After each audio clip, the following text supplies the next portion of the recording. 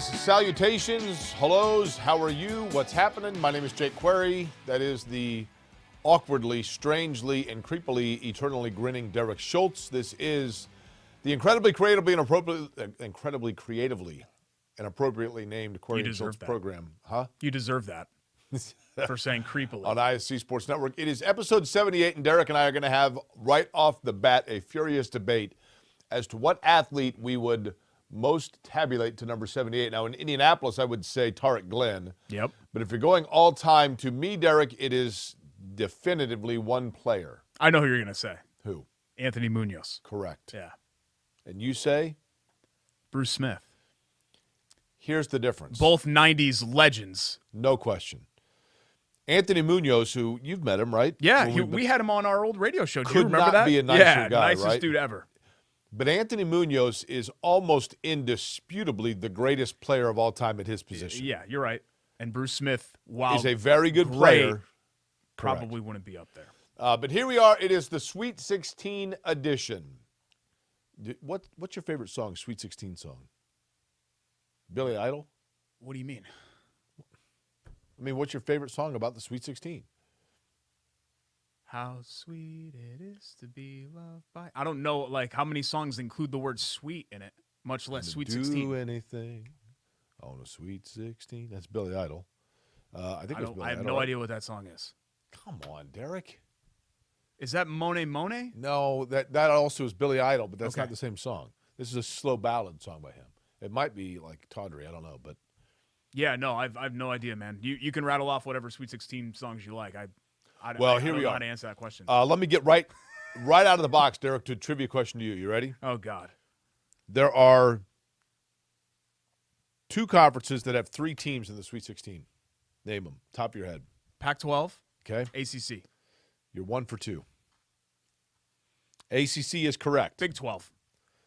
Big 12 is correct. Yeah. ACC and Big 12 have 3 each. There are 3 conferences that have 2 teams. Big 10? Yes, sir. Big East? Yes, sir. AAC? Houston? And... Our friend Ashley Adamson. Oh, Pac-12. Okay, is the other one. Okay, sure. And then there are 4. UCLA and Arizona. There are 4 that have 1 team each. The West Coast Conference, the American Conference, the SEC, and the MAAC. Right, yeah. Yep. So there you go. The big storyline, Purdue, we'll begin with that before we get to, and there's plenty of Colts talk that we will get to as well. We always lead Colts, so we felt like, hey, let's lead. It just happened last night. We're taping this on Monday morning, so let's go with Purdue. The big storyline, obviously, is probably St. Peter's nationally, but Purdue is the big local storyline. Yeah, no question, because coming off last year and the loss to North Texas, and the fact, Jake, and we've talked about it on this show, while Purdue had a very nice season. It's a Bailey and Wood hat, by the way. That is.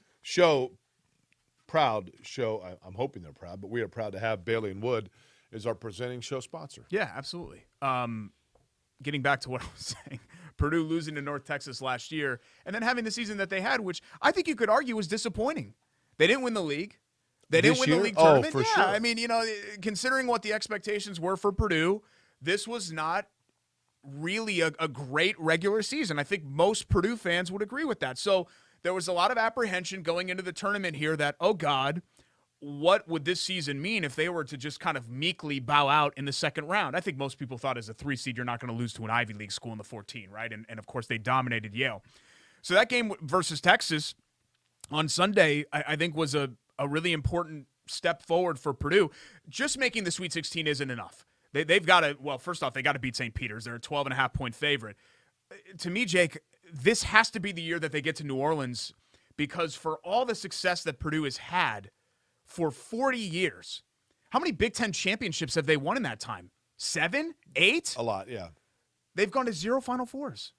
The last one that they went to, it was 80 at Market Square Arena. I mean, it's incredible to think that all of the great teams, Big Dog and Conzo Martin in 94, the Three Amigos in 88, Hummel, Johnson, Moore, the Haas, Matthias, Vince class, all of that has not materialized into a Final Four, and it shows how difficult it is, how lucky you have to get in this NCAA tournament. And Purdue, St. Mary's is a great story, and I'm not saying that St.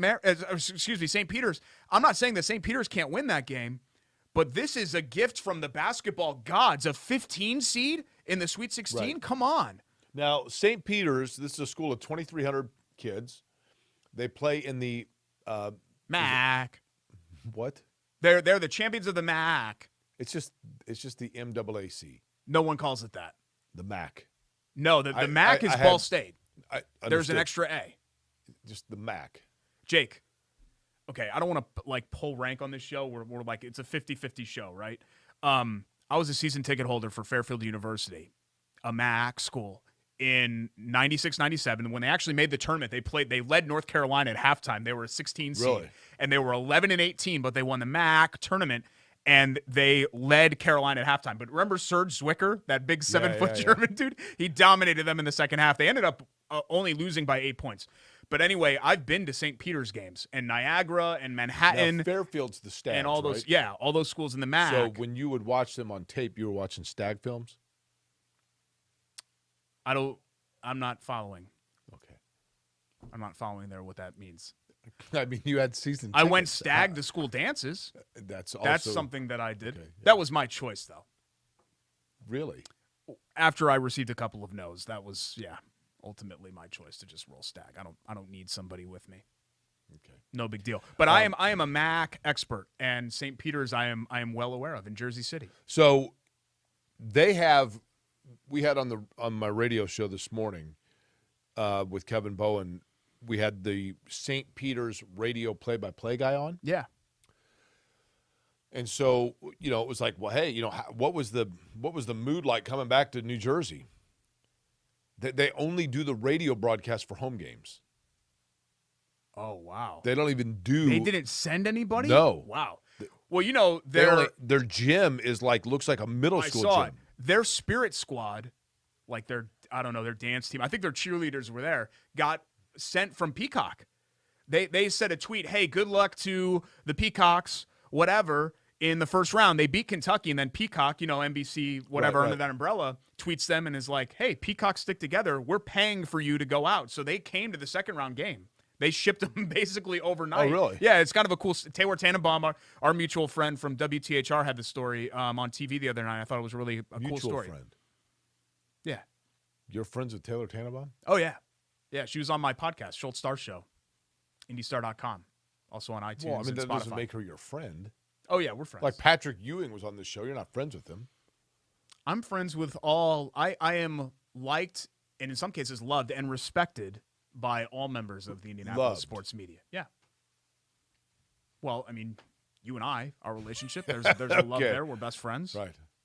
Yeah, Greg Doyle, close with as well. There are lots of people like that. You and Dave First, you were his best man, right? You don't love Dave First? I was in his wedding. His best man, I think, was Dave Katzlarzik. Okay, well, you stood up in his wedding. You guys love each other. True, yeah. Yeah.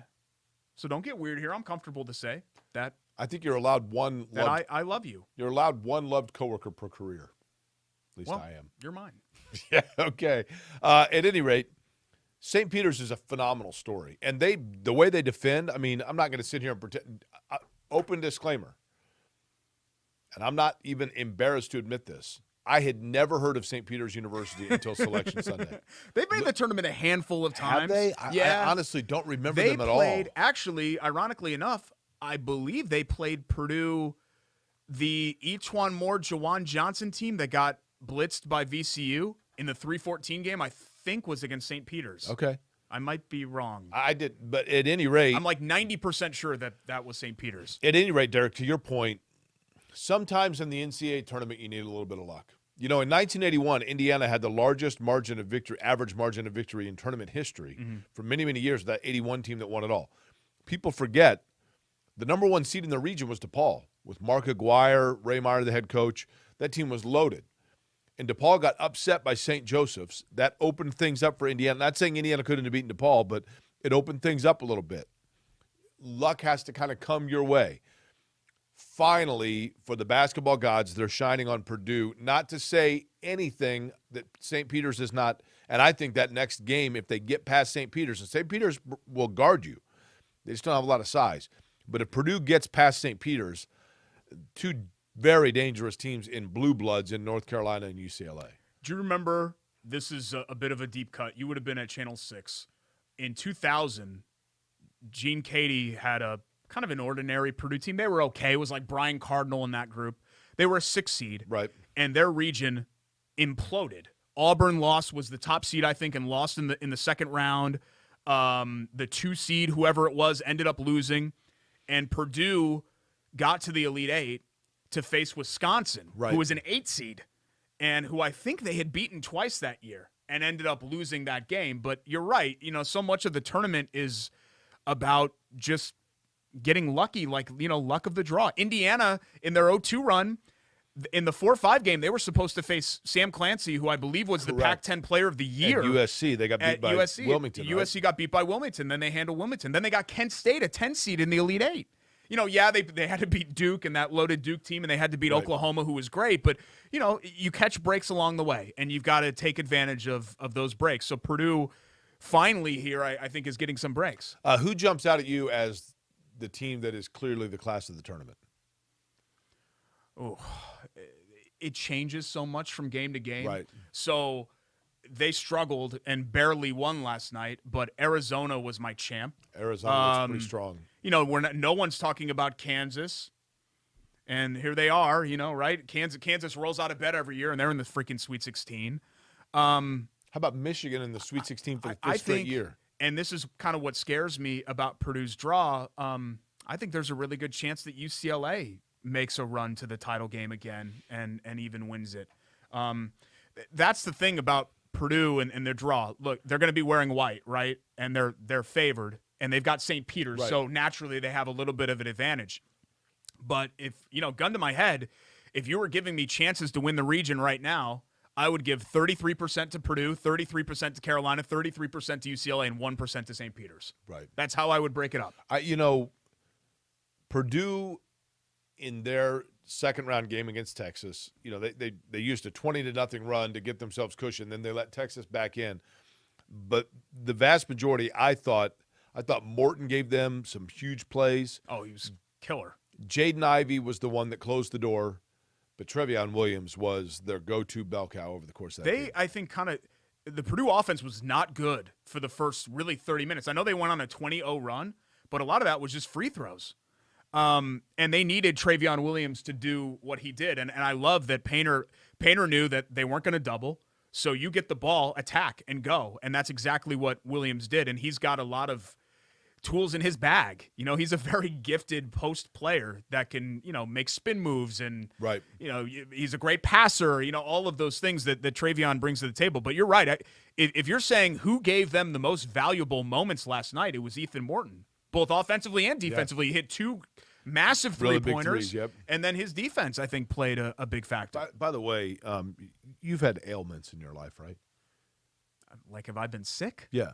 Yeah. So when I was in ailments Texas, to me is like, did you have scarlet fever Texas in like for the 1802? IndyCar race, and I wore a pair of shoes that didn't really conform. What do you think of these blisters? Is this? I'm not going to look at your foot. I'm not looking at your foot. I'm staring right at the camera that's on. Should I show? I could show. Do we have any podiatrists out in the audience? Please do not put your foot on camera. What do you mean? Well, here. Don't. Come on, man. You know how you want me to. You want to fight in this fight? I thought you loved me. If we're gonna do this, you know who's got bigger guns here to fight with. Come on. You've seen my foot. You know how disgusting this is. Yeah, okay. And I don't want to do that to you. I'm not sitting here trying to outduel you with ugly feet. I'm trying to ask. Touch you. I'm asking if you have any Epsom salt or something you could soak these in. If you don't put your sock and shoe on right now, I'm going to take my sock and shoe off, and I will touch you with my hobbit foot. I will. I'm going to rub it right on your cheek. I've not touched you with it. I'm just asking you to assess the blister damage. I'm not going to look at your foot to assess blister damage. That's disgusting. I'm not looking at your foot. What? Do you care? Do you care about your foot? No. What's totality? I don't care about your foot. Do you care about me? Yes. Well, guess what? I think you can be best friends with somebody while not wanting to look at blister damage on their foot. Okay. I don't think that's a prerequisite for being best friends. I just decided I would test the friendship. Okay. Disgusting. I think I have my answer. Indiana season came to an end on Thursday night. They were really, outside of the first 10 minutes, not competitive against St. I don't want to Mary's. hear about the travel. I don't want to hear about the fatigue. Look, it sucked. I mean, what Indiana had to do by going – it was ridiculous that anybody would be asked to go to Dayton and then have to go all the way out to Portland. Notre Dame, the same thing with San Diego. Diego. But Notre Dame had the same issue, and Notre Dame didn't have any problem, right? They almost won twice, incredibly. Listen, Indiana got beat by a team that was just better than they were. Yeah. I mean, St. Mary's was more disciplined. Granted, they had more time to prepare. I get all that.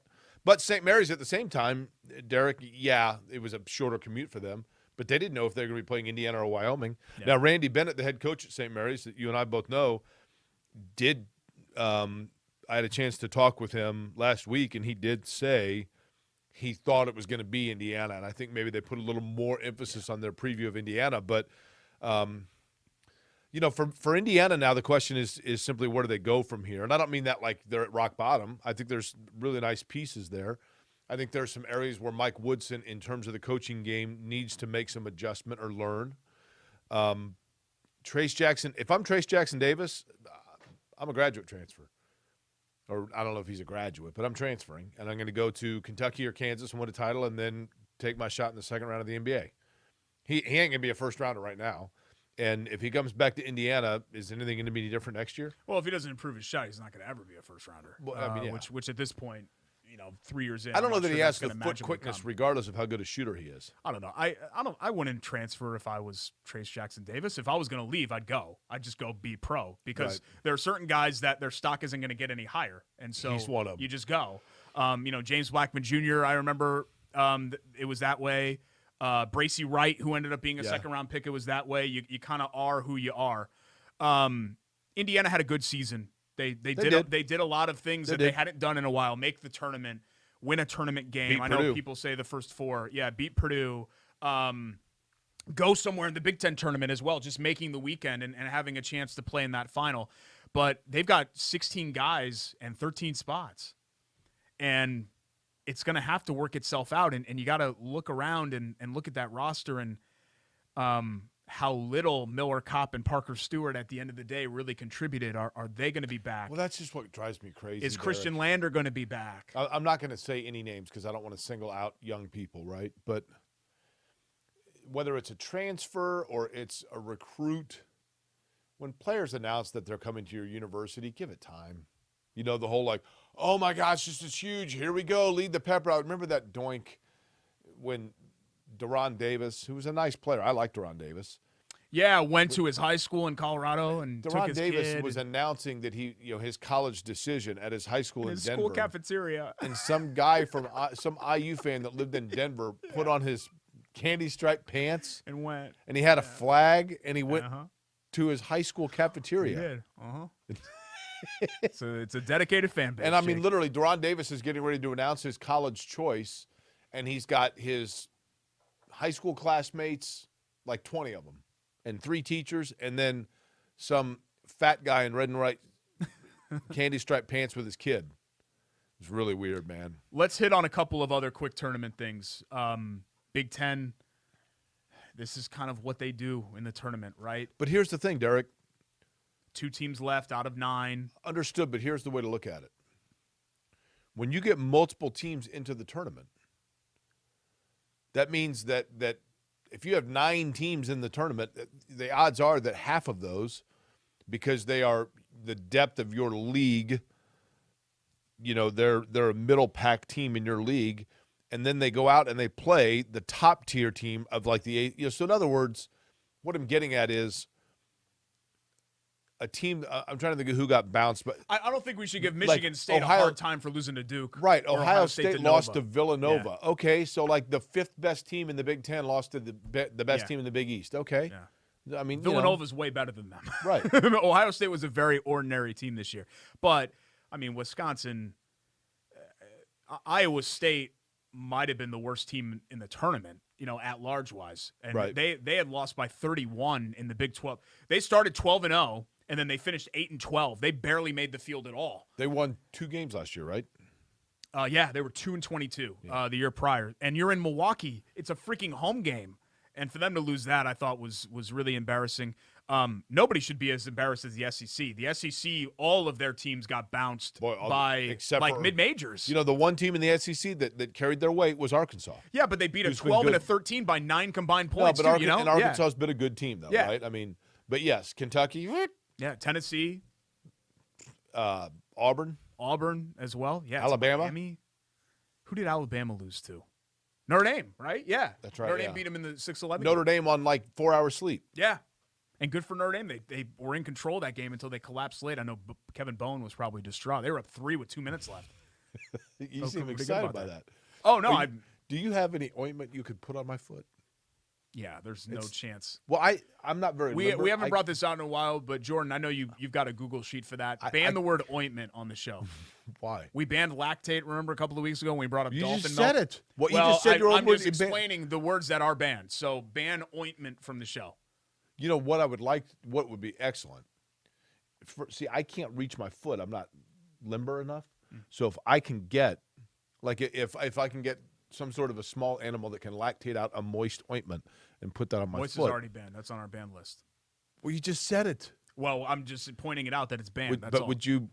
you'd have to rub it in though, because I can't reach my foot. I'm telling you, you don't want to get in an arms race here. Like I have nukes. Sure. And I'm not afraid to use them because my feet are awful. Okay. No, They are not supposed to see the light of day. Your feet are your legs, not your arms. Well, my body hair for the most part is under control. I have nothing on my back. I have a proud mane of chest hair and obviously the beard and all of that. It's a very attractive package. I got news for you, Derek. But I have an abnormal amount of hair you 40 on yet? each of my feet. Are you 40? I'll be 40 in a year. Those I'm 39. follicles start running vogue. Or running rogue, I mean. See, I'm tired. I'm all good. They'll move all over. All good. Okay. Not moving anywhere. What do we have to get to yet? We got to get to the Colts quarterback thing.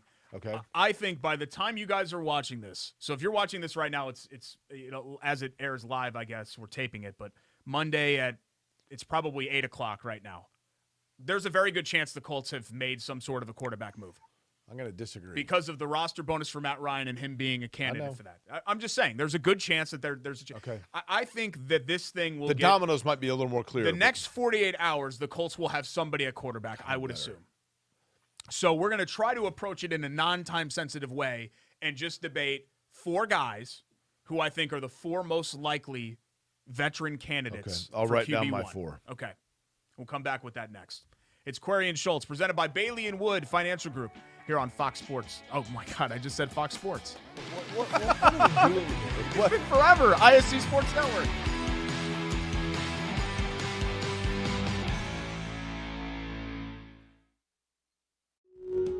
Hey, I'm Jeff Saturday, and my favorite thing when I was a professional football player was Indiana. The Hoosier State always made me feel like family. That's why I trust Indiana's hometown mortgage lender, Bailey & Wood. This family-owned company not only gives back to the communities they serve, but also with their 5-star customer service, they can close on your dream home in days, not weeks. So remember, Indiana, you can always get your mortgages at a snap with Bailey & Wood. Hey, Jeff, how does this look? Yay! Not bad, bud, but let's stick to mortgages. Your life is on the go. Now your viewing habits can be on the go. With the ISC Sports Network app, your team is at your fingertips. You can download years' worth of content from the ISC Sports Network library. High school, college, special events, weekly and monthly shows, wherever you find your favorite app. And you can always find out more information at iscsportsnetwork.com. Welcome back. It's Query and Schultz, ISC Sports Network. Sorry. Well, at least you got the name right. Yeah, old habits die hard. By the way, Derek, speaking of our old job, I want to say congratulations, because I'm sure he's watching. Congratulations to Brett Beshore, who was our old general manager. Yeah.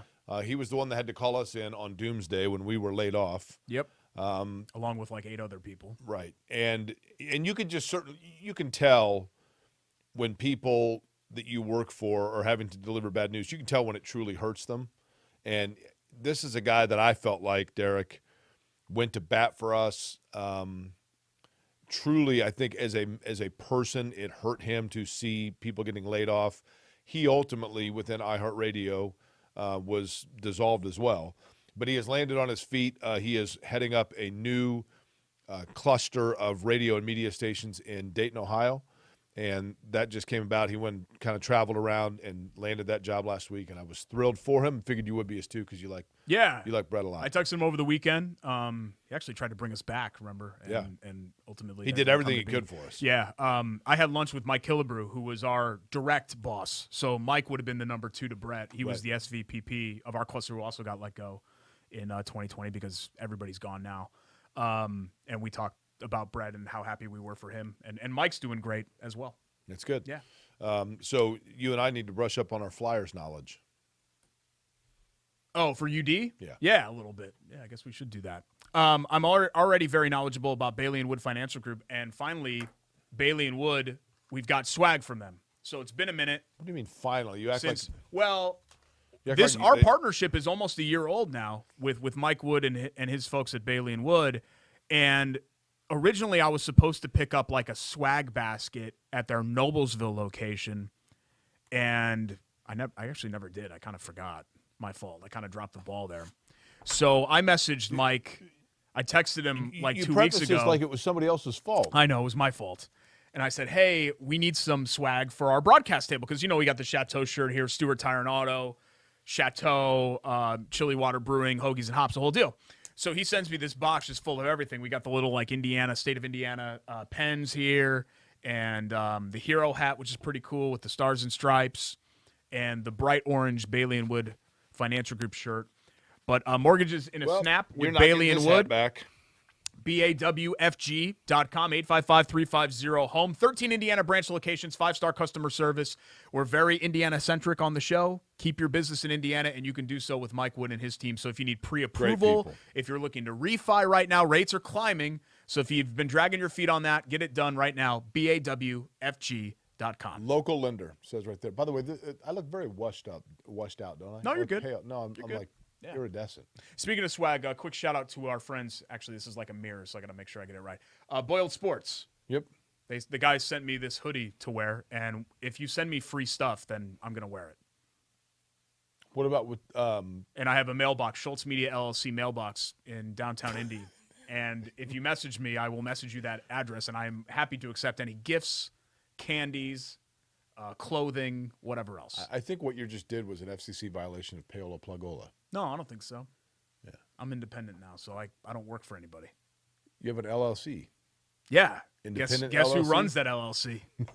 Guess who runs Schultz Media LLC? Derek Clayton Schultz, brother. Okay. Derek Clayton Schultz runs that ish. Jake, let's talk Colts, and I want to be careful that we're a little time sensitive here because, like I said, I think in the next 48 to 72 hours, it's very likely that we have some sort of a solution here at quarterback. There are 4 names. Anything's possible, so maybe it's outside of these 4 names, but 4 names that I think are the most likely and the most likely possibilities for them if it's a veteran. I still think it's very likely they draft somebody, and we'll cross that bridge when we get there. Matt Ryan, who's due a $7.5 million roster bonus at 4 o'clock, which is, obviously precedes this show. Jimmy Garoppolo, who's been long talked about, and really the market has completely fallen apart for Garoppolo.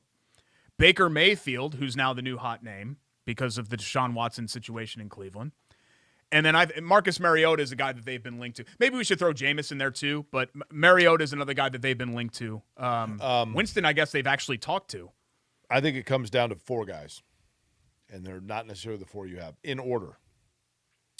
From most likely once the dust settles to least. Okay. Marcus Mariota. Most? You don't have to give up anything. Yeah. Jimmy Garoppolo.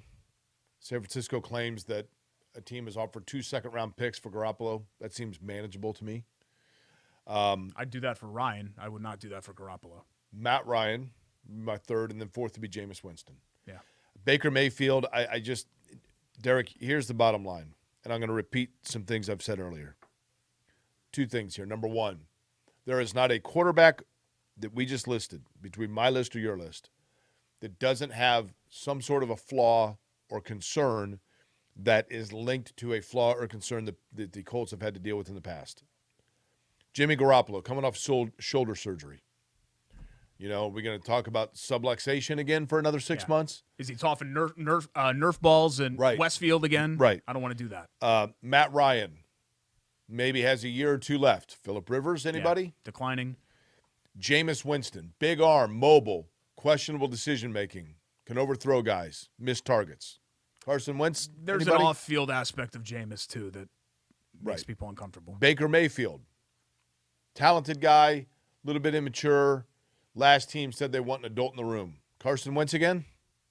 Yeah, let me ask you. Baker Mayfield doesn't feel like a fit at all for the Colts. He was a high Am draft I wrong? Hey, here's the thing. Let's go after a top 3 draft pick out of Cleveland that the Browns have turned their back on. What could go wrong? That's had one good season in 4 years. What could go wrong? It's just it's Wentz all over again. Like all of Mayfield's flaws are Wentz's flaws. Right. He's never been, and you'd have to give up stuff for him. He's never been very good. He had 2020. He had a good year. He's coming off of an injury. He's turnover prone. He's not a great leader, according to everybody. The locker room, I guess, I talked to somebody in Cleveland that said that the defensive locker room in Cleveland, this was a direct quote, hated him. That's what you want to bring in to help your team? You've known me how long? 15 years. I'm not an impatient guy, right? When you're dealing with a credit card rep or a airline just in customer general, service in rep? general, I'm a pretty easygoing dude, right? Sure. You knew when we were doing Unless that show you feel together. wronged. If you feel wronged, then no. then all bets are off. You are not an easy person to deal with. I've been patient with the Colts. Yeah. My patience is done. Okay? Andrew Luck retired when? Right before the 2019 season. So August of 2019. So close to 3 years ago. Yeah. Okay. And over 3 seasons ago now. I'm tired of hearing it. Tired of hearing the excuse.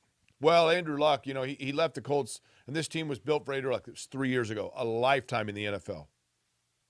Since Andrew Luck retired, the Bengals built around Joe Burrow, who they didn't have 3 years ago, right?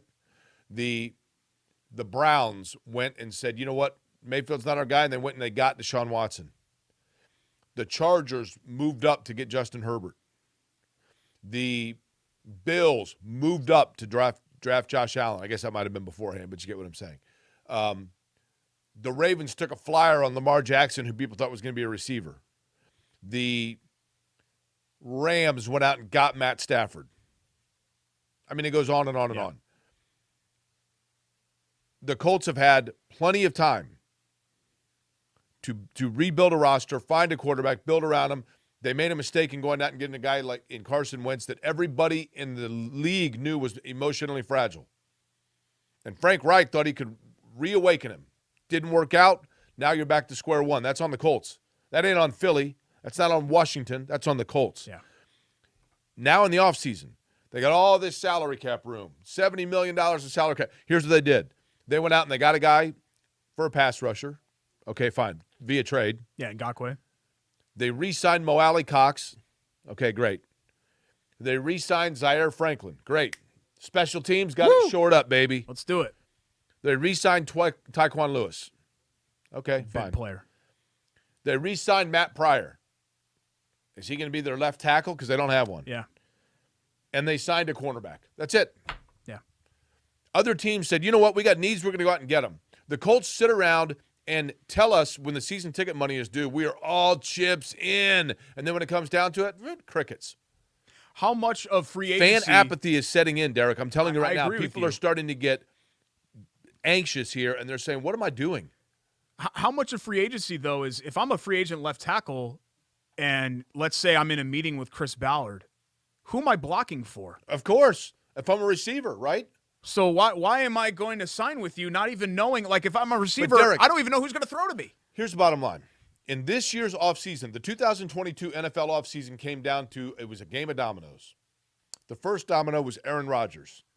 It went like this, and then it settled, okay?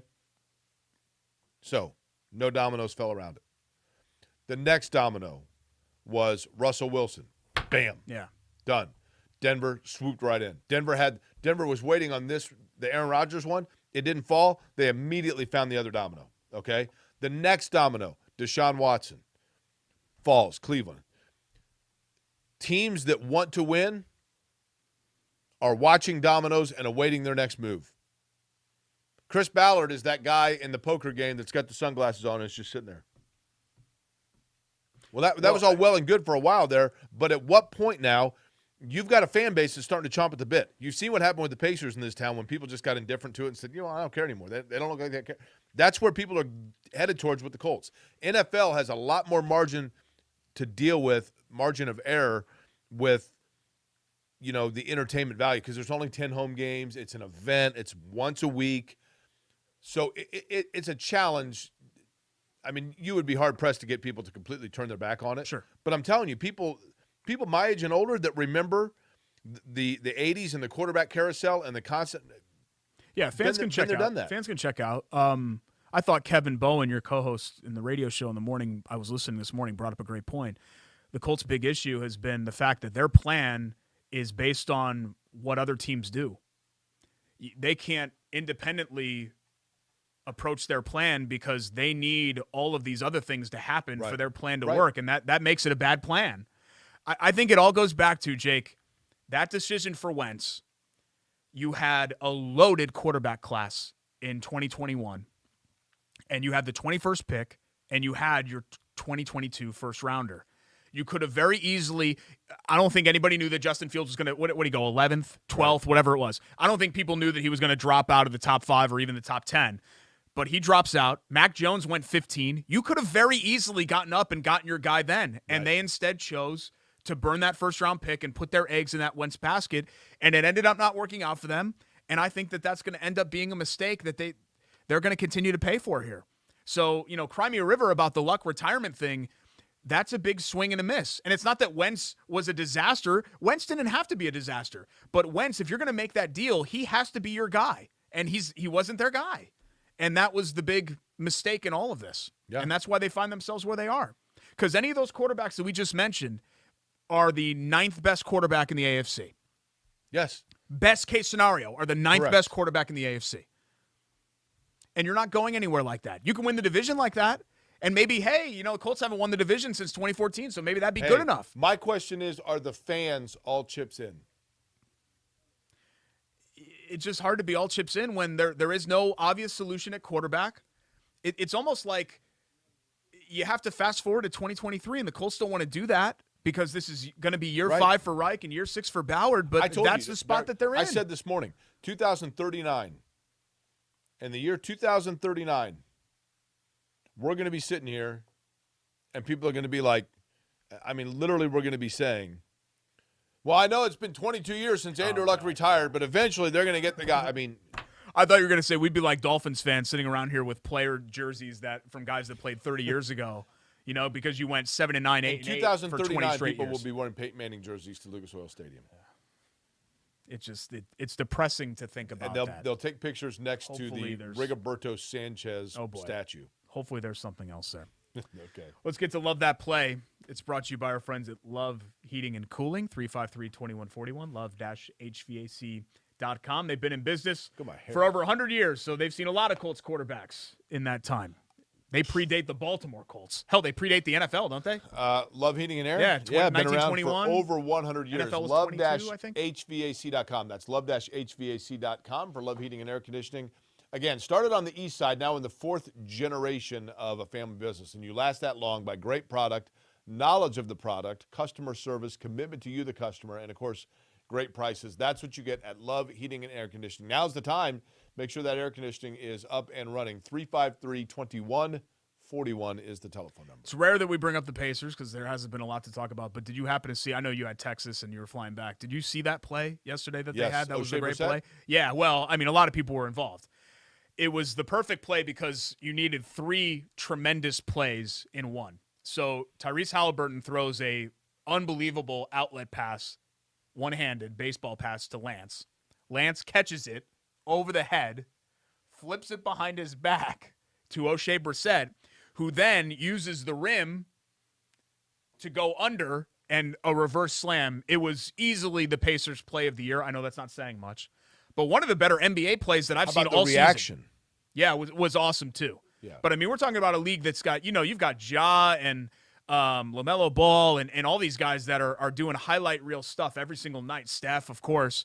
I want to know. And it was one of the best NBA plays that I've seen all year.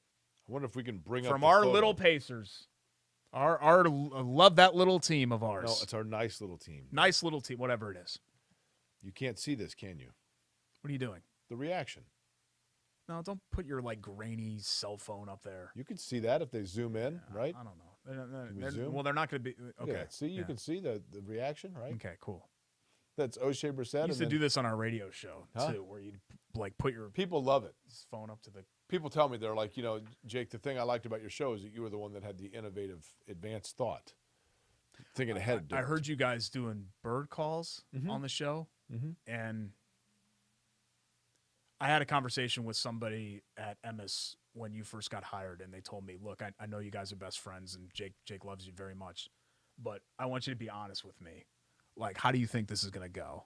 And I said, well, it can go one of two ways. Either Jake can bring back the old show and really limit the growth, so meaning our show, because our show really grew, but you kind of capped that because of your antics and off-the-topic stuff.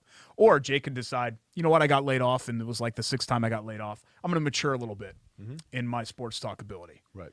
And then the show's just going to go like this. And I tuned on today, and it was bird calls. And I thought to myself, lessons not learned on that end. That's all Mark Dykton, the producer. He loves it. He knows a good thing when he hears it. Okay. Mark's a smart guy, so I'm assuming that It was Mark peacocks. It was the sound of peacocks. St. Peter's the peacocks. Mark knows that. Peacocks, by the way, guardians of the dead. What? Look it up. What are you talking? What does that even mean? Look it up. Look up peacock dead. Look it up. I don't want to look up dead. I'm not going to Google search dead peacock. No, Government might flag the peacocks that. aren't dead. The peacocks are alive. They're very much alive, but they're guardians of the dead. They have a great reverence for the dead. They protect the dead. The protector of the dead. Guardian. What is this?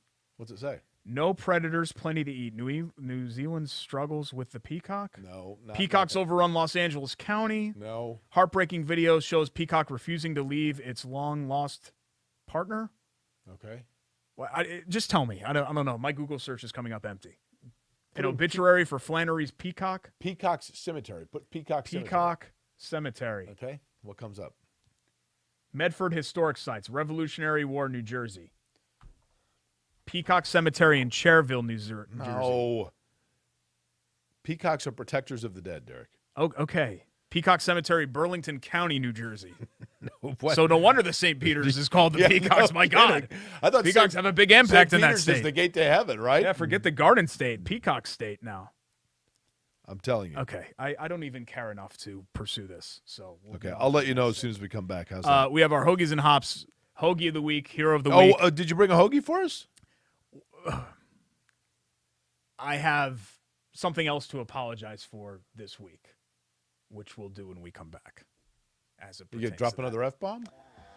It's Query and Schultz, ISC Sports Network. What are you apologizing for?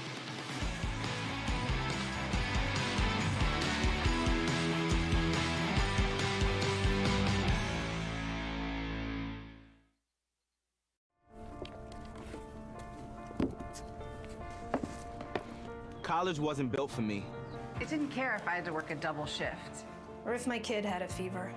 Deadline's a deadline. I want to set the deadlines. I want to take tests when I'm ready. I want to take courses on my time. And speed up when I know my stuff. I want a university that cares about me. Tests on your time, courses on your time, graduate on your time. WGU, the nonprofit university of you.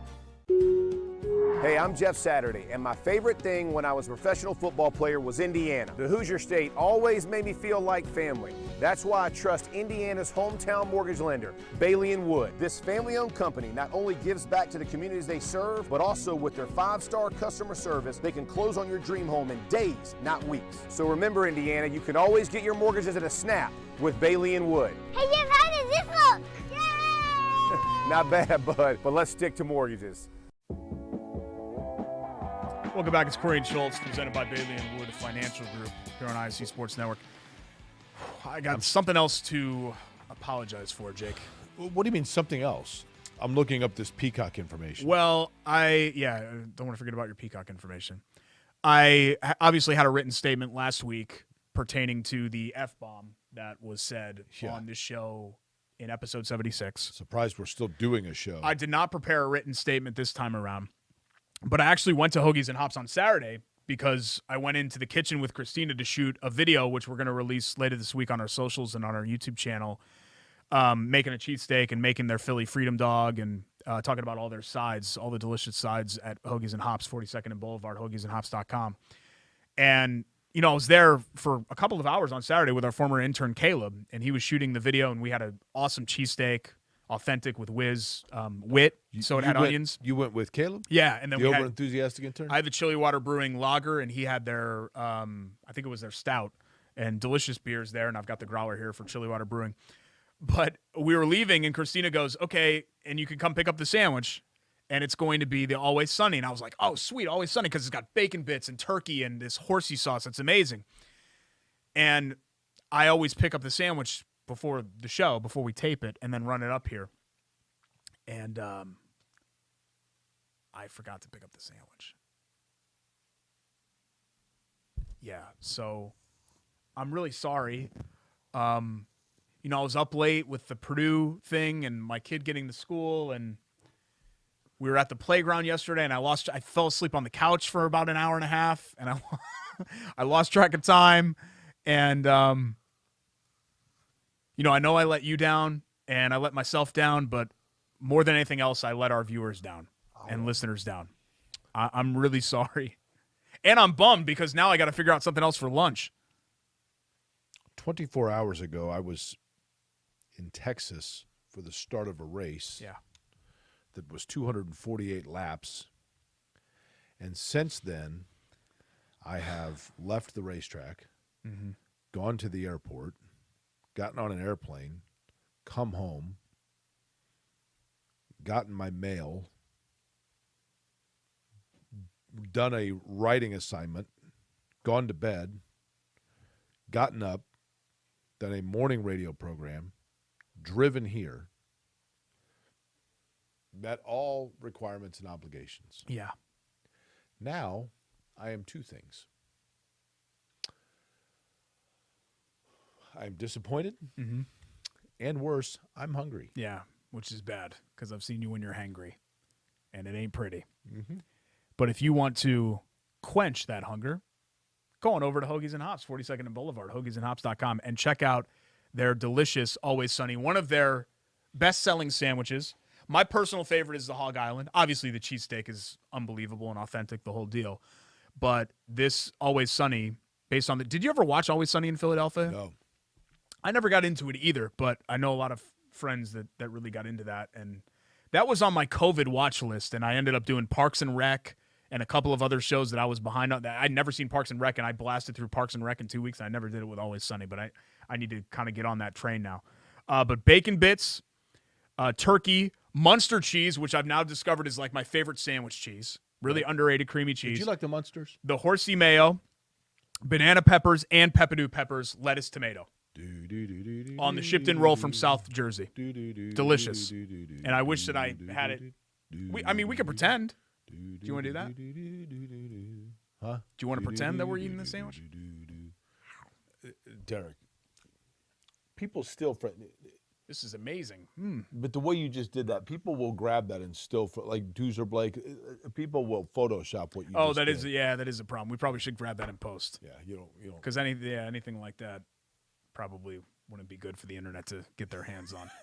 That is correct. Hero of the week. I have my nominee, but you go ahead. Does he have a mustache? There was one I was thinking of. Okay. I can div it. You go ahead with yours, and I'll go with mine. Well, I was going to take Eater from St. Peter's, Doug, and he's got a mustache. A 9-point per game scorer, drops 20 in the MAC championship game against Monmouth to send them to the tournament, 20 more against UK, and only 13 in the win over Murray State, but he hit a critical 3 late. That really was kind of the dagger 3. I think put him up 10 with about 2 minutes left. And he's shooting 14 of 27 in those 3 games. So I don't know if he's their best player per se, but he's kind of been the face of this run here. He has. Because he just looks the part of a Cinderella, right? He's just a guy that you wouldn't look twice at if you saw him in the grocery store. James Franco right there, doesn't he? I think he looks like Sam Rumsa. Yeah, I could see that. With the stash, like he's not very gifted in the facial hair department, and Sam has struggled there in that area. Derek, my hero of the week, I'm going to go with several years ago, and admittedly it was through Mark Janes. Mark was teaching at Beech Grove and became very good friends with Matt English, who was the basketball coach at Beech Grove. And Matt was just a super guy. Disingenuous for me to say that I knew him well, but when I was around him, and Mark would introduce me, couldn't be a nicer guy. And Matt English, when he was coaching at Beech Grove, was diagnosed with a brain tumor, a cancerous brain tumor. And he very diligently went through that battle, but very publicly did it as well to raise awareness for it. I remember there was a fundraiser they do each year where people walk all night around the track at Beech Grove High School is where it was, to raise money for different cancers. And I went and did it at like 2 in the morning because it's a 24-hour event. Of course, I'm a night owl. And there was Matt English, who himself was, I mean, at that point he was going through chemo and everything else, and he was out there just to be supportive. Matt ultimately passed away, but he had a motto, which was we before me, for his basketball program. And he did a nice job of building and instilling a character and that mantra for Beech Grove basketball. And now here we are, the Beech Grove Hornets, headed to state, Derek, and doing it even though he is not on the sidelines with them. Absolutely with Mike Renfro and all of the Hornets, doing it with Matt English in mind, and he is a hero that continues to guide Beech Grove basketball, and I think it's very cool to see him in the state finals. Yeah, and it was an incredible game. We were there at ISC Sports Network to produce that game for IHSA TV, and in the final, I think, minute and a half, there were Several like lead changes, five right? lead changes. Yeah, there was incredible shot making, especially for a high school game.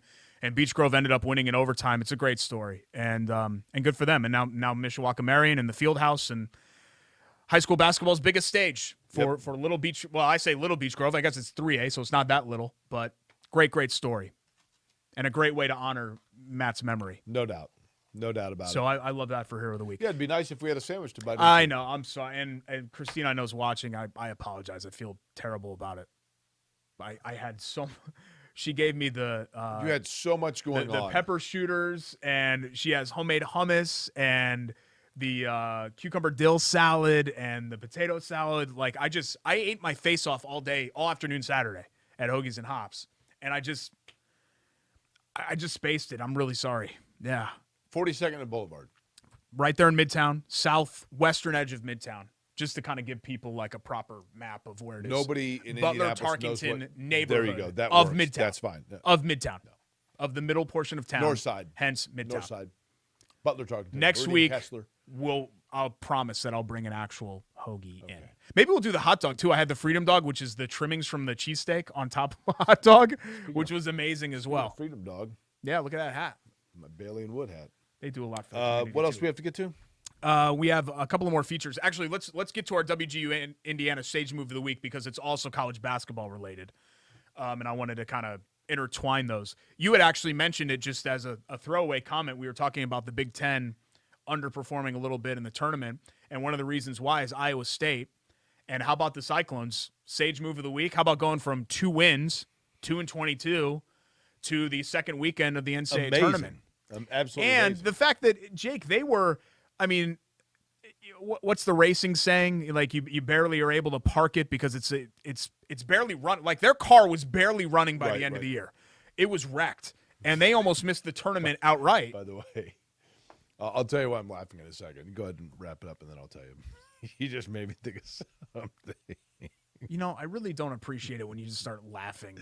You will in with the this. middle of something. I never laugh during something you say. Like if you're making a serious point, I just started going. Like, wouldn't that bother you? It's a really unprofessional So do you sort not of want, thing. So you want me to not share what made me giggle? It's probably something that's demeaning towards me, right? So that's what it always is. Oh, there's a piece of cucumber in your teeth or something. Like your seat looks really small, and I saw your legs out. Like Speaking of your legs, I've got blisters on my feet. Okay, yeah, don't touch. By the way, WGU Indiana, wgu.edu/Indiana. WGU is Indiana's largest online accredited university. And you know, folks, the time is never too late to go back to school, whether you're thinking about starting for the first time a college degree, or perhaps it might be that you are wanting to finish a degree that you left on the table. Over 700,000 Hoosiers have college credits out there that they did not complete, and those credits do not expire. I'm actually back in school right now taking online classes, which is great because of the flexibility of what it allows you to do in terms of your schedule. That's exactly what WGU in a very affordable way can do for you. And again, the largest online accredited university in Indiana, wgu.edu/Indiana. Sage move of the week, Iowa State, going from a 2-win team into weekend number 2 in college basketball and the Sweet 16 for the Cyclones, an 11 seed. Derek, what made me giggle was you were talking about Indy cars not running well. Yeah. And I don't know why it still makes me giggle, but during the Indy 500 and Buddy Lazier's last year. Yeah, I know what you're going to say, yeah. I'm up in turn 3 calling the race, and I'm looking to see what's going on.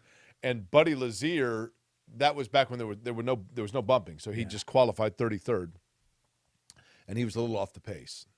And a great dude, and really a great driver. He just did doubt. not have anything close to the equipment necessary to be in that field. This particular year, his car was terrible. Yeah. And, we're 20 laps into the race or whatever, and I overhear on the radio, it's like, Chris Denary is in turn 4, and he kind of lets Mark know who's coming into the pits, and Denary's like, Lazier's pitting. And I looked down, and you had sent a tweet that said, Buddy Lazier has brought his Toyota Tercel to pit road. And I don't know why to this day it makes me laugh because it was so true. It was like he was out there with a little four-speeder. It was really bad, yeah. Would that have been around the time when they had some Lotus entries that were way off? It was the pace 2 years after that. Okay, yeah. There was a run of years there where like the 32nd and 33rd driver had no business at all. No doubt. Like way off the pace. He's and brought poor his Buddy. Toyota Tercel into pit road. I felt bad because we've met him and had him on the show. Guy. He's a great dude. And, great guy. And I felt bad for being mean, but yeah. Speaking of Toyota Tercel, whether it's that or whatever it might be that you drive, Stewart Tire and Auto Service is sponsoring our Quick Hits, Derek? Is that right? And we're going to do that next. Quick Hit you? All right. It's Corey and Schultz, ISC Sports Network. Get some camera time for Darren's hat here. Love Darren. Hell yeah.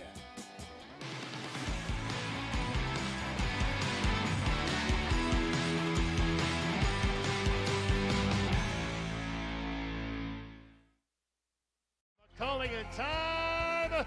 Oh, no! It's good. This one is gone. There you go. Wow, Dawson makes a great catch.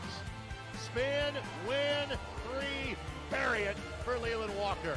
Tie the game they do with the dunk by Malik Edmonds. What a play. Oh, my goodness. I feel a little momentum starting to fall Lynn's way. Wrestler! Whoa!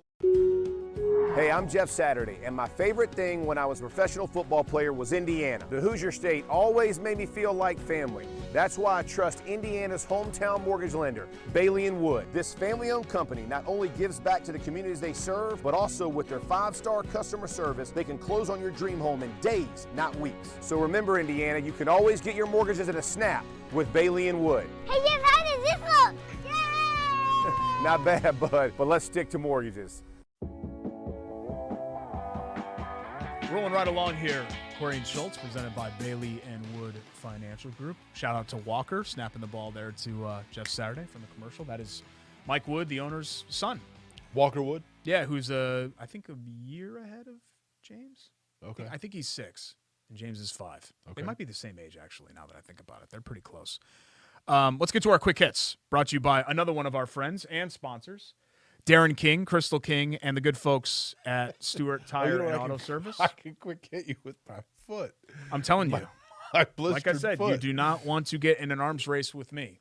I don't want to. I have the nuclear codes, so I can press that button if you want to. Nuclear? Is that what you said? Yeah. It's nuclear. Nuclear. Huh? Nuclear. Okay. Yeah, it's nuclear. Derek, I don't want to embarrass him, nor do I want this to lead to where people would try to take advantage of it or that kind of thing.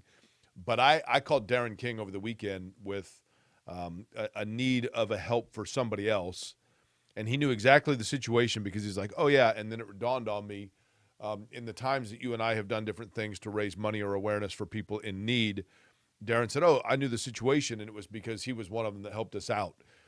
You're talking about a guy that, and this is what I love about Darren King and Stewart Tire, I think that when you talk about family-owned or mom-and-pop businesses, locally owned, you know, you always want to make sure that you're putting your money into a place that has the right character and morality about it.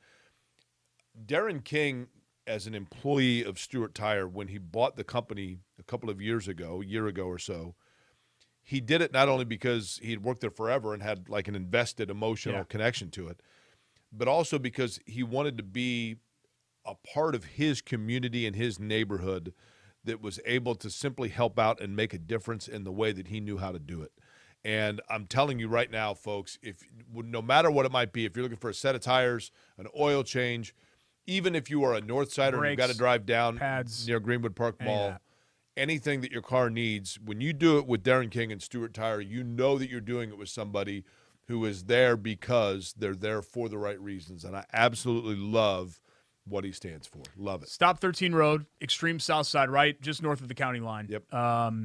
Southside Indianapolis, also at Stewart Tire for their Facebook page as well. Quick hit number 1. You ready? Yep. Jimmy Johnson, congratulations. 6th place finish Impressive. at Texas. His best in 14 IndyCar starts. His first top 10. First time he's finished better than 17th, and possibly spells well for the 500. It does. I mean, the fact that he's starting to feel comfortable on an oval. He definitely. In an IndyCar. Over the course of that race, too. I mean, when he got out of the car, Derek, he was grinning ear to ear. And Chip Ganassi came over and they were talking. Absolutely makes Jimmy Johnson one to watch over the course of the practice leading up to the 500. On that list of, what would you say, half the field has a chance to win? He'd be in the top. If you look at, I always break that down, like here are your front runners, here are those in the mix, and then those that need some breaks around them. He's going to be one of those that would be listed in the mix. I feel like we usually get to about 15 or 16 drivers that I wouldn't be absolutely stunned if they won this race. Right. If everything was perfect. One of those, I remember, if everything was perfect, one of those years was Rossi. And, of course, on that fuel strategy, everything was perfect. I'll put it to you this way. If the Indy 500 was the Sweet 16 right now, Jimmy Johnson is UCLA or Purdue in the mix and certainly has what it takes to get there. A lot that has to happen, but has what it takes. That's high praise, considering how many good drivers in that series right now. Quick hit number 2. The Pacers only have 10 games left, but Wednesday's game against Sacramento carries a lot of NBA lottery weight. Technically, right now, they are a half game ahead of the Kings. So they would, if the season ended today, Pacers would pick 6th, Kings would pick 5th. But the problem is the Pacers just beat Portland, who's also in that mix. So the Pacers right now realistically can pick as high as 5th, as low as 9th. But, Jake, with 10 games left, and look, maybe it feels good for them to run Portland off the court and win by 30. If we're being truly honest with ourselves, it would be hugely detrimental to the Pacers to go to finish 8-2 or something like that. Wednesday, the big story, I'm going to be doing the halftime knockout. I don't know what that is, though. They keep inviting you to do so. They never invited us to do anything over there. Is it because we weren't the affiliate? I think that's it. Well, I want to do halftime knockout. I was 1991 St. Joseph High School Metro Area Summer Basketball Camp knockout and hotshot champion. What is knockout? What? I mean, I know what it is. You don't know what basketball knockout is? No, I mean, you've lived in Indiana your whole life. Yeah, we don't play it. 21. Yes, you do. Is it like around the world or 21? No, knockout is you line up at either the free throw line or the 3-point line. Some people go all out and do 3. That's what I used to do because I just make it rain from out there. My jump shot's super wet. But you have somebody in back of you as well. So if you make, you go back to the back of the line. If you miss, you have to make before the person behind you makes, or else you're knocked out. So if I shoot a 3, I miss, I'm going for the rebound, and you knock down a 3, you're right behind me, I'm gone. So you got to get the rebound and go back? No. You got to get the rebound and score as quickly as possible. Layup, whatever it is. You have to score before the person behind you scores, but the person behind you can't shoot until you've shot. Gotcha. Okay. It's like the greatest basketball game because all you really need is 4 people. I mean, I love 21 too, but knockout we played all the time. Okay. And like I said, I mean, I was a champion, so I started from the bottom and ended up on top. Gotcha. Okay. I can't believe you've never played knockout before. That is crazy to me. Because you played a lot of intramural basketball and pickup stuff. No, we played all the time, but we played a lot of 21 and around the world. You might want to work on that because your jump shot's pretty broke. Okay. You've always, when we've played one-on-one, you've basically relied on your height. Mm-hmm. And that's really all you've got. You're like Zach Edey, but without any discernible skill. Okay. Like, that's what I would equate you to. Okay. Quick hit number 3. A bear in Connecticut got more than it bargained for when it picked a fight with 2 pigs. Really? Did you see the video of this? No. It's amazing. Instead of a quick snack, a bear found itself in a fight for its life as 2 Vietnamese pot-bellied pigs in New Milford attacked when the bear came into their pen. Owners Kevin David and Rebecca Shaw told local media that the pigs' names are Hammy and Mary. This from Kevin, quote, "I'm very proud of them, especially Hammy, the little one. He's afraid of his own shadow, but he kept charging out there when he seen, direct quote, Mary tussling with that there bear. He was like, oh, no way, get out. Despite the bear battle, the pigs were no worse for wear. They're fine, David said to WTNH in New Haven. There's some heavy pigs, and we're pretty sure that bear's still a cub. Oh, really? Yeah. There are some areas, you'd be surprised. There are some areas of Connecticut. New Milford's not really like that. So, I mean, there are some. Did the cub come after him with his bare knuckles? What? I'm not following. Bare knuckle fight, right? No, I mean, he's got claws and all that. They don't really have knuckles. They have bare knuckles. Oh, the joke, like B-A-R-E and B-E-A-R. No, I'm just saying, they have bare knuckles, right? Sorry, it took me a second to get that one there. There are some rural areas of Connecticut where you have like people like this that like own big pigs and talk like that. I was real proud of Hammy. I had a friend in college that had a pot-bellied pig as a pet, and it was trained in a litter box. And then, seriously. I remember you telling me this story. Unfortunately, the posterior of the pig overgrew the litter box. Oh, boy. Yeah, so he kind of didn't know where. Did he stick around or did he go back? What's that? You give the pot-bellied pig away? Oh, no, he was kept. I've heard you could domesticate those. Yeah, he was a good pet. But just specifically those. Like, some pigs are very aggressive. Then, the best thing, I mean, once he unfortunately gets old and you get fat back bacon and free ham. Yeah. Not bad. Not too shabby.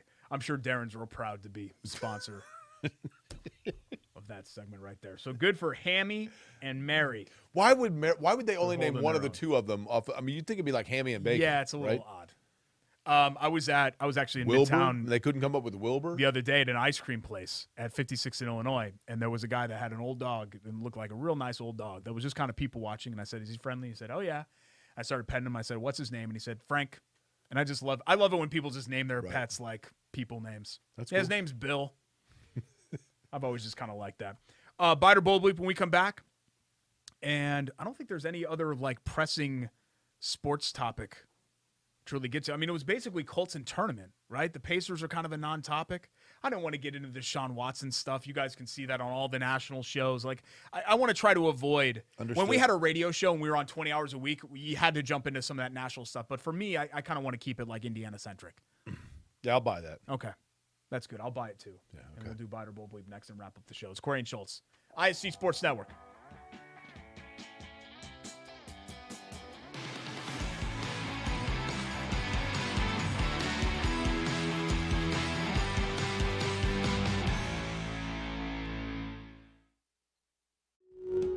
Hey, I'm Jeff Saturday, and my favorite thing when I was a professional football player was Indiana. The Hoosier State always made me feel like family. That's why I trust Indiana's hometown mortgage lender, Bailey & Wood. This family-owned company not only gives back to the communities they serve, but also with their 5-star customer service, they can close on your dream home in days, not weeks. So remember, Indiana, you can always get your mortgages at a snap with Bailey & Wood. Hey, Jeff, how does this look? Yay! Not bad, bud, but let's stick to mortgages.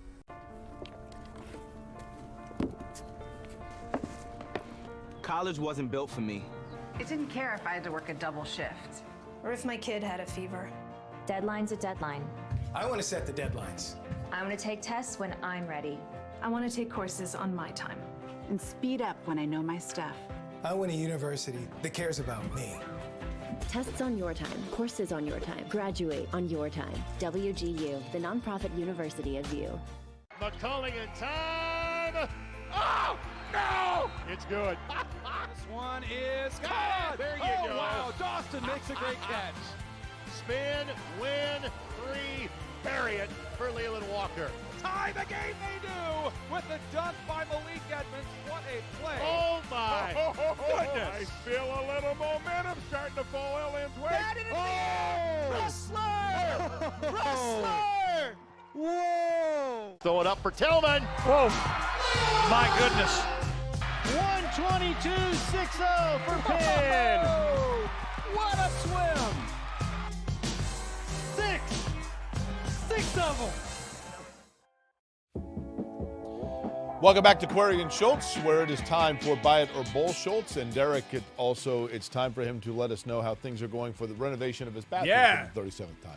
This week, demo, baby. Demo day on Wednesday. Demo what? Like for the bathroom? Yeah, well, they knock out your crappy bathroom, and then they make a beautiful one. Right. That's what they do at Chateau Kitchens. Yeah, so Ryan, who's the project manager, is coming over, some sledgehammers. I asked him if he needed any muscle. And he said, no, they got it all covered. That's the nice thing about it. I mean, I offered my help because I could swing a hammer pretty well. But they said they've got it all under control. You swing a hammer well? I swing everything well. Okay. Yeah. Bat, hammer, axe, sai, any of that stuff. Okay. Yeah. Like I said, the kids have a saying now, F around and find out. Right. And I've always told you, like, I'm not the aggressor. It's a discipline that I learned. So you're hammy. Yeah, essentially. It's a discipline that I learned in karate where you defend yourself. Karate. Yeah. And my training in karate has kind of led me to be that. What belt are you? Like I said, we're not going to talk about that on the show. Yellow? Because you're just going to degrade whatever color I say. Yellow. I could say black belt and you'd still be like, I'm not a black belt. I did not ascend to that level. But I had the potential to get there. Other things got in the way. Like? Well, the lessons conflicted with my piano lessons. So my mom made me shift to piano. Okay. So that's what I ended up doing. Because Miss Crowley couldn't meet on Wednesdays anymore. She could only meet Tuesdays at 3:30. Tuesdays at 3:30 was when I was supposed to meet my sensei. So we ended up having to do piano how long lessons. did you take karate lessons? I actually did 6 sessions. So there's no way 6 weeks. You got past a yellow belt. I was ascending. Like I said, I did not reach black belt. I'm not going to tell you what color that I reached, but in 6 sessions, I was like the Tim Tebow of karate, where a lot of time on your knees. I believe that. It was a short time, right. But went out there and did the damn thing. Okay, he did the darn thing. That's what I did. Derek, Yeah, sorry. Just so you know. Gee willikers. Okay, for Buy It or Bull Schultz, what do we got? By the way, ChateauKitchens.com, at Chateau Kitchens Instagram. If you have a project, I can't stress this enough.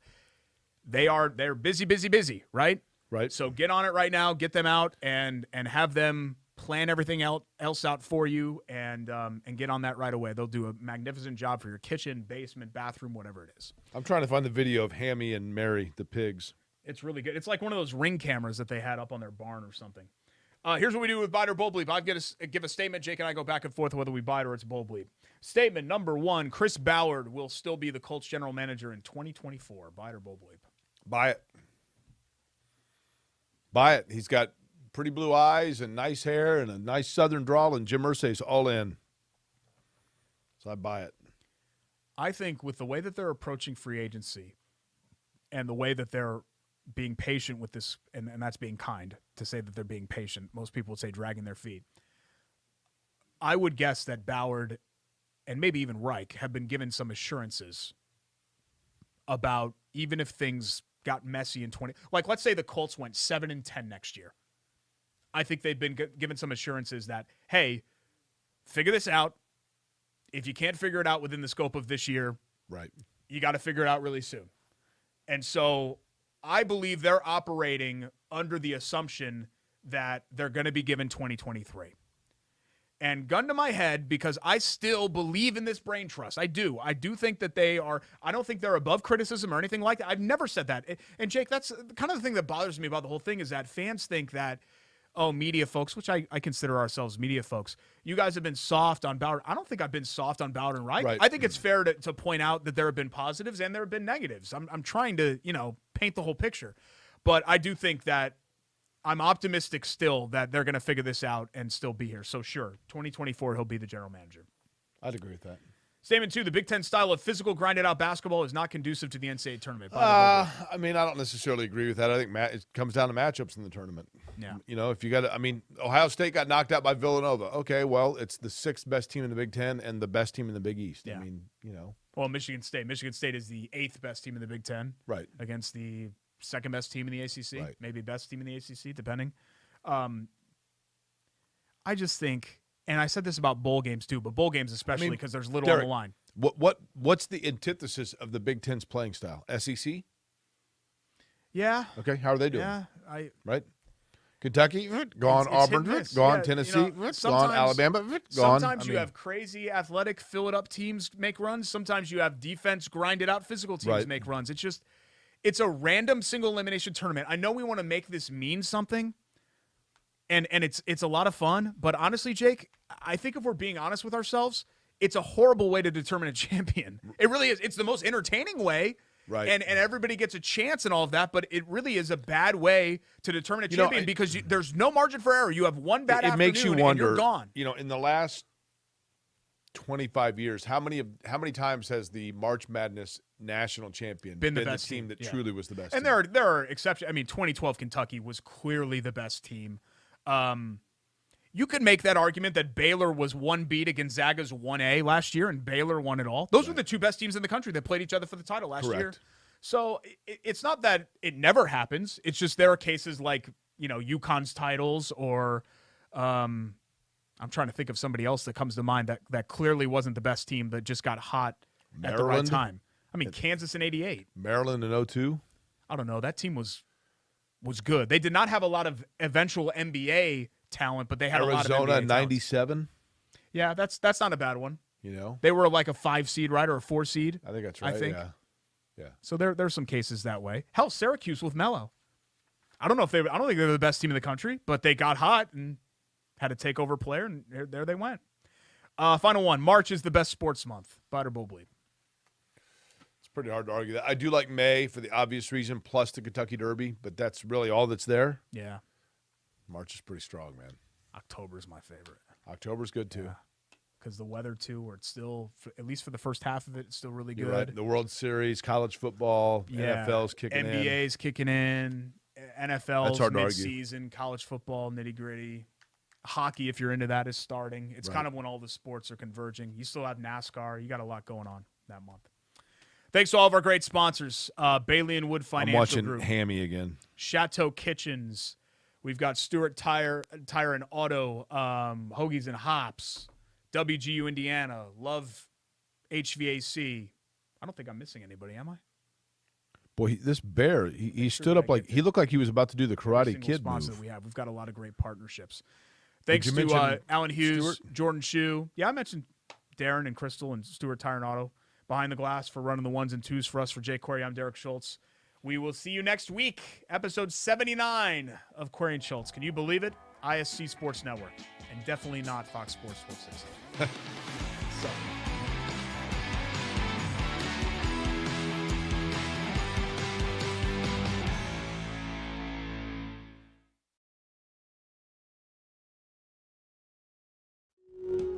Hey, I'm Jeff Saturday, and my favorite thing when I was a professional football player was Indiana. The Hoosier State always made me feel like family. That's why I trust Indiana's hometown mortgage lender, Bailey & Wood. This family-owned company not only gives back to the communities they serve, but also with their 5-star customer service, they can close on your dream home in days, not weeks. So remember, Indiana, you can always get your mortgages at a snap with Bailey & Wood. Hey, Jeff, how does this look? Yay! Not bad, bud, but let's stick to mortgages.